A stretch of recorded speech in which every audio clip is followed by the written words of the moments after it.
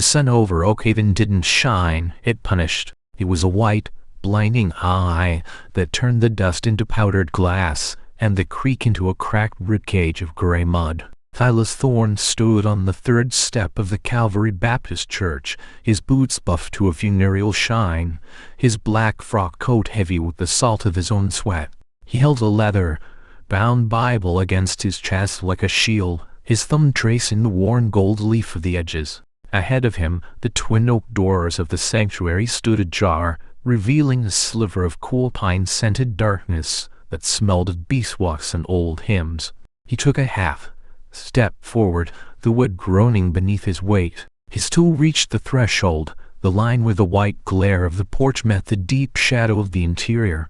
Violent tremors started in his marrow, a cold, electric shock that surged up his spine and clamped his throat shut. His heart hammered a frantic, uneven rhythm against his ribs, sounding like a trapped bird beating its wings against a cage. He gasped, the air turning to ash in his lungs, and he recoiled, stumbling back until his spine hit the porch railing with a dull thud. The church wouldn't let him in, or rather, the man Silas Thorne used to be was holding the door shut from the inside of his own soul. The heat is a trial sent by the Almighty, but the shade is a gift we must earn. Silas rasped to the empty street. His voice was a dry rattle, the sound of wind through dead corn husks.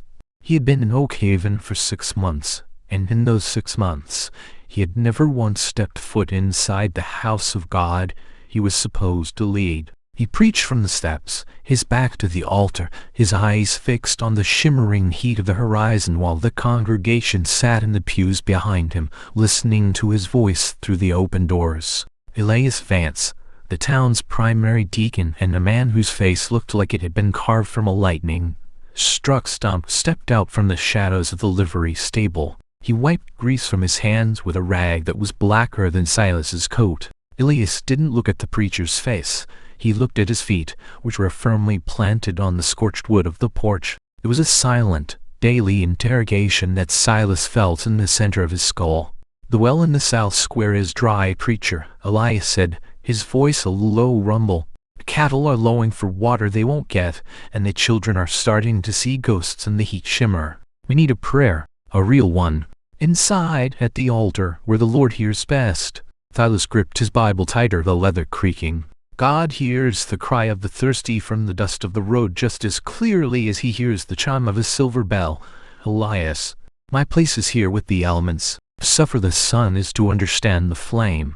Elias spat into the dust, the liquid disappearing instantly into the thirsty earth. We didn't build that steeple so you could sleep in the dirt like a stray dog, Thorne.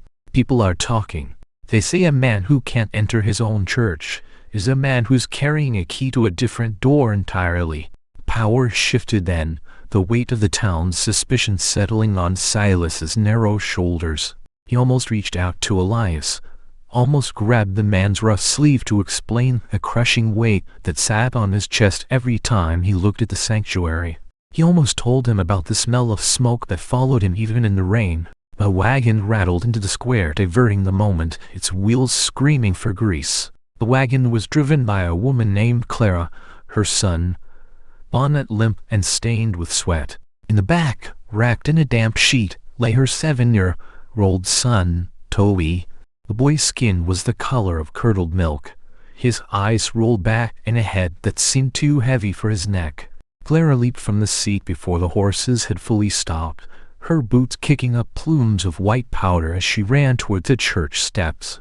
"He will wake, preacher," she cried, her voice high and jagged with panic. "The fever took him an hour ago. I tried the cold packs, I tried the willow bark. He needs the sanctuary.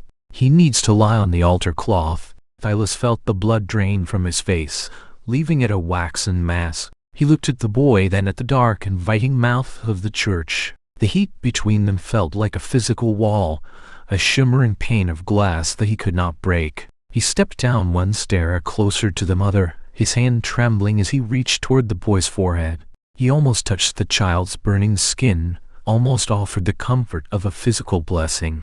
But as his fingers came within an inch of Toby's brow, the church bell in the steeple above them gave a single, Accidental toll, the ghost of a sound caught in a gust of wind. Silas flinched, pulling his hand back as if he'd been burned.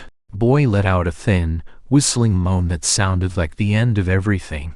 "Take him to the doctor, Clara," Silas whispered, his voice failing him. "The altar is just wood and cloth. The healing is in the spirit. The doctor's drunk in the saloon because he can't stand the sound of the dying." Clara screamed, her face contorting. "You're the man of God. Carry him in. Put him in the cool of the nave and pray the fire out of him." Elias Vance moved forward, his massive arms crossing his chest. "You heard her, preacher. The boy is fading. If you won't step inside for the drought, step inside for the lamb. Or are you going to let him wither out here in the glare?" The crowd was growing now, shadows detaching themselves from the store fronts and the shade of the boardwalks. Men with hollow cheeks and women with frayed nerves circled the wagon, their eyes jumping from the dying boy to the silent preacher. Silas felt the collective weight of their desperation, a suffocating pressure that made the air feel like molten lead. He turned back toward the doors, the darkness inside seemingly deepening, turning into a void that threatened to swallow him whole. He climbed the steps again, his movements slow and agonizing. Each inch felt like a mile. He reached the threshold, the very edge of the shadow. He could see the polished grain of the floorboards inside, the dust motes dancing in the light that filtered through the high arched windows. He smelled the ghost of incense and the very real scent of the pine pews. He raised his foot, his boot hovering over the line that separated the damned from the saved. The seizure hit him with the force of a landslide. His muscles locked, his eyes snapped wide, and a silent scream tore through his throat. He didn't fall. He froze, suspended, in a moment of absolute spiritual terror. In his mind, the church wasn't a sanctuary, it was a furnace. The pews were ribs of bone, and the altar was a block of cold and yielding iron. He saw the face of a man he hadn't thought of in years, a man with a hole in his chest and a gold watch in his hand. He collapsed backward, his body hitting the porch with a sickening crack. The Bible flew from his hands, sprawling open in the dust, its pages fluttering like the wings of a dying moth. The crowd let out a collective gasp, a sound of horror and confirmation. Clara wailed, clutching Toby to her chest, while Elias Vance stepped over Silas's prone body, his eyes full of a dark, righteous fury. "He's cursed," a voice hissed from the crowd. "He's a hollow man, a vessel of ash." Elias didn't say a word. He reached down, grabbed Silas by the collar of his frock coat, and hauled him to his feet. The deacon's strength was terrifying, fueled by years of hard labor and a sudden, sharp clarity. He dragged Silas toward the open doors, the preacher's heels scraping against the wood, making a sound like a dull knife on a whetstone. "If you won't walk in, you'll be carried," Elias growled. "We're going to see what's inside you, Thorn. We're going to see why the house of the Lord spits you out like a lukewarm sin." Silas fought, his fingers clawing at Elias's iron grip, his boots treading air. "No, Elias, stop. You don't understand. The ground, it won't hold me." He almost confessed then, the truth bubbling up in his throat like bile. He almost told them that his name wasn't Silas Thorn, that the real Silas Thorn was buried under a pile of stones in a dry creek bed 3 states away, his throat cut for a bag of silver and a black coat. They reached the threshold. Silas's eyes rolled back in his head, the whites showing. He gripped the doorframe with both hands, his fingernails digging into the oak until they bled. He was a man hanging over a precipice, staring into the mouth of a hungry god. Elias gave a final, violent heave, intending to hurl the preacher onto the rug of the center aisle. The sound that erupted wasn't a scream, it was a roar of wind. A sudden, freakish gale swept through the square, slamming the church doors shut with a violence that shook the foundation. Elias was thrown back, his grip on Silas breaking as the preacher slumped against the now sealed oak. The dust rose in a blinding curtain, choking the crowd and turning the sun into a red, weeping wound in the sky. In the sudden dusty gloom, a stranger appeared at the edge of the square. He rode a horse that looked like it was made of smoke and wire, its ribs showing through a coat of matted gray fur. The man wore a duster the color of a storm cloud and a hat pulled low over her eyes, It seemed to hold the cold of a mountain winter. He didn't look like a traveler. He looked like an ending. He dismounted with a slow, deliberate grace, his spurs clinking with a sound that felt like ice on a fevered brow. He walked toward the church, the crowd parting before him as if he were a scythe. He stopped at the foot of the steps, looking up at the preacher who was still huddled against the closed doors, his hands bloodied from the oak. "It's a long walk from the creek bed, isn't it, Jack?" the stranger asked. His voice wasn't loud, but it carried through the wind, cutting through the murmurs of the town like a razor. Silas Jack froze. He looked down at the stranger, his breath coming in shallow, ragged gasps. The name Jack hit him harder than any fist.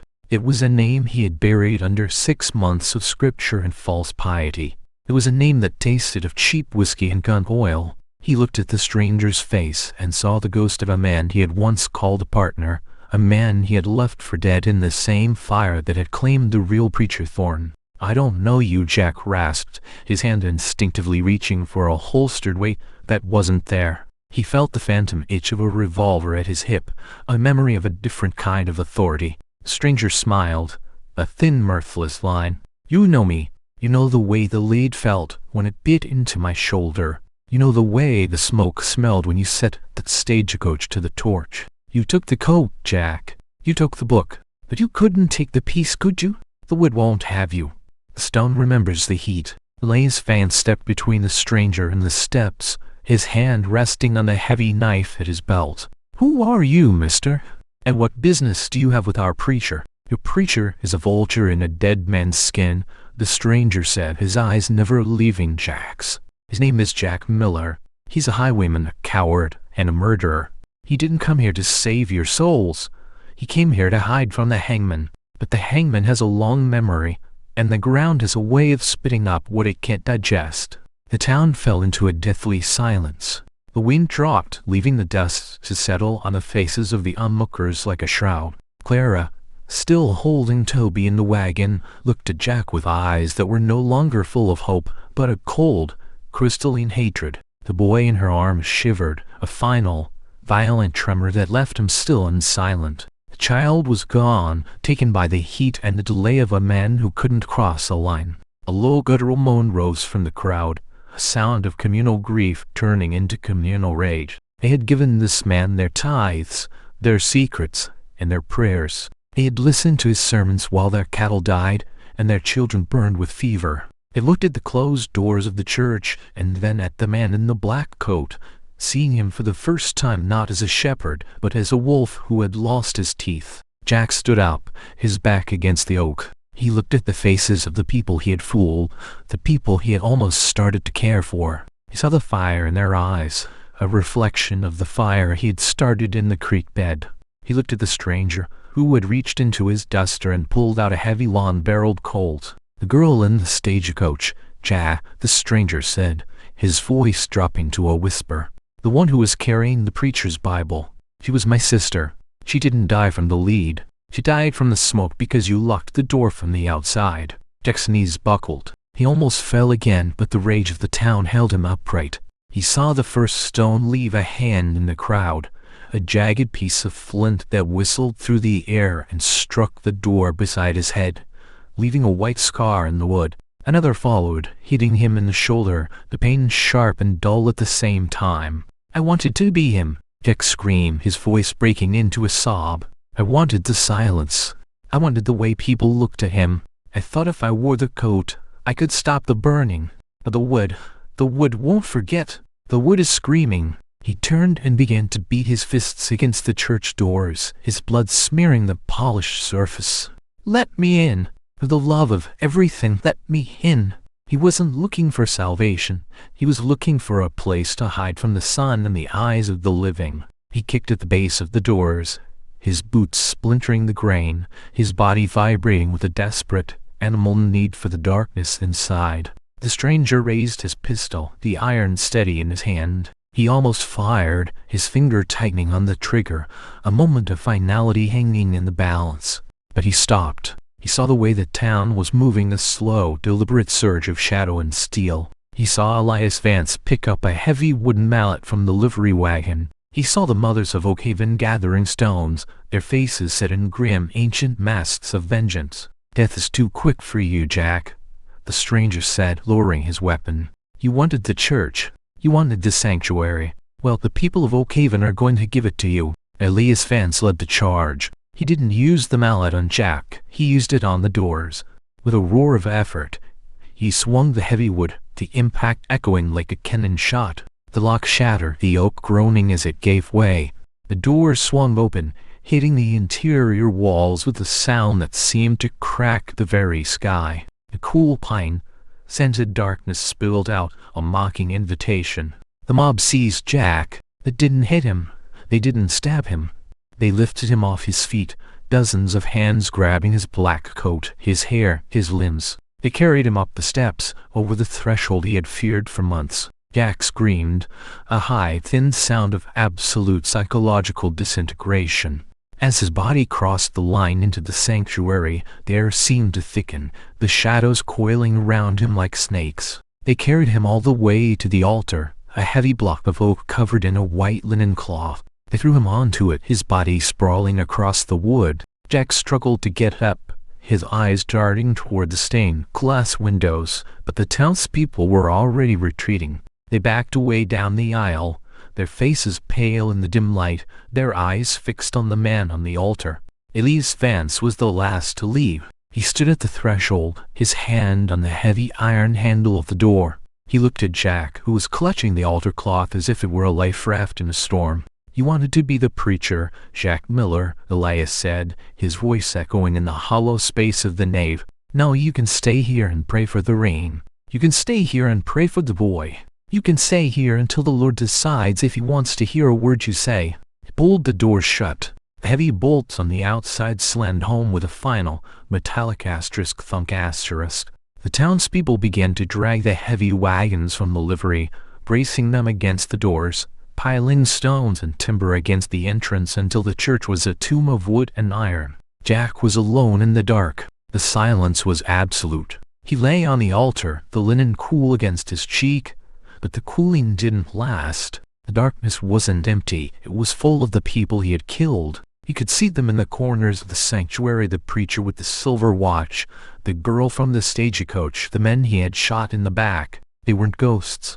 They were memories given weight by the silence. He stood up, his boots clicking on the floorboards. The sound was deafening, a gunshot in the stillness. He ran to the windows, but they were too high, the glass thick and reinforced with lead. He threw himself against the front doors, but they didn't budge. The weight of the town's hatred was holding them shut. He was inside the house of God, and it was exactly as he had feared, a cage of his own making. Outside, the town of Oakhaven went quiet. The stranger had ridden out as silently as he had arrived, leaving the people to their grim vigil. They sat on the boardwalks and the dirt, their eyes fixed on the church. They didn't speak. They didn't move. They waited. The sun began to set, the sky turning a bruised, violent purple. The heat didn't break. It intensified, the air inside the church becoming a thick, humid soup of dust and old prayers. Jack Miller sat on the floor in front of the altar, his black coat discarded, his white shirt soaked with sweat. He held the preacher's Bible in his lap, but he didn't open it. He knew there were no words in there for him. A soft sound reached his ears, a tapping on the roof. Then another. He looked up, his eyes straying in the gloom. The sound grew, a rhythmic drumming that shook the shingles. It wasn't the sound of fire.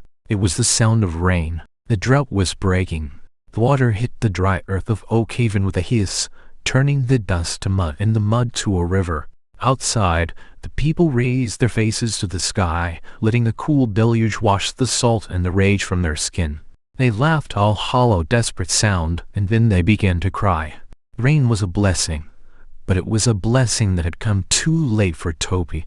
Inside the sanctuary, a single leak began to drip from the ceiling, the water hitting the floorboards near Jack's feet. Asterisk drip, drip, drip. Asterisk. It sounded like a clock, taking away the seconds of a life that was already over. Jack reached out a hand, letting the water hit his palm. It was cold. It was real. It was the mercy he had prayed for, and it felt like lit. He looked at the altar, the white cloth now stained with the blood from his fingernails. He realized then that the church hadn't kept him out because he was evil. The church had kept him out because it was the only place where he would have to face himself. Out in the sun, he could be a preacher. Out in the dust, he could be a lie. But here in the cool darkness there was nothing but the truth. He laid his head on the floorboards and closed his eyes. He almost wished for a fire. He almost wished for the floor to open up and swallow him into the furnace he had imagined. But there was no fire. There was only the rain, the silence, and the long, slow passage of time. Days passed. The townspeople brought food and water, leaving it on the porch, and then retreating. They never opened the doors. They never spoke his name. He was the town's living sin, the creature kept in a cage to remind them of the price of their own desperation. They had wanted a miracle, and they had settled for a sacrifice. Jack Miller stopped eating. He stopped drinking. He spent his days pacing the nave, his boots wearing a path into the wood. He spoke to the shadows, telling them stories of the road, of the horses he had ridden, and the gold he had lost. He confessed his sins to the empty pews, his voice growing thinner and more ragged until it was nothing more than a whisper. He grew thin, his skin stretching tight over his bones until he looked like the boy in the wagon. He spent hours staring at the high, stained glass window of the Good Shepherd, the red and blue light painting his face in the colors of a bruise. He waited for a sign, a voice, a bolt of lightning. He waited for an ending. One night, the rain stopped. The air turned cold and crisp, the scent of wet earth filling the sanctuary. Jack stood at the altar, his hands resting on the wood. He felt a strange, hollow peace, a lightness in his chest that he hadn't felt since he was a child. He looked at the doors, imagining the heavy bolts sliding back, the wagons being moved, the townspeople waiting for him on the porch. He almost walked toward the exit. He almost reached for the handle, believing for a moment that the debt had been paid. But as he took a step, he saw a flickering light through the cracks in the wood. It wasn't the sun. It was the orange, dancing glow of torches. He heard the sound of voices, low, rhythmic, and full of a cold, final purpose. They weren't there to let him out. They were there to finish the ritual. He smelled the kerosene before he saw the smoke. It seeped under the doors, a thin, gray ribbon that tasted of the creek bed.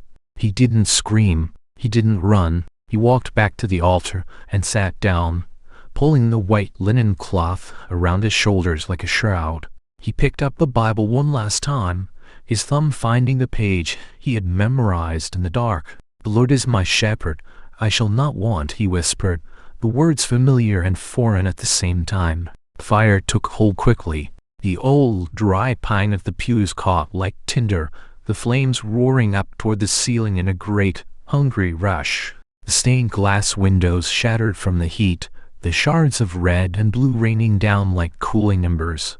The smoke filled the nave, thick and black, erasing the shadows and the ghosts. Jack Miller sat in the center of the furnace. The heat of physical weight on his skin. It didn't feel like the punishment he had expected. It felt like the sun.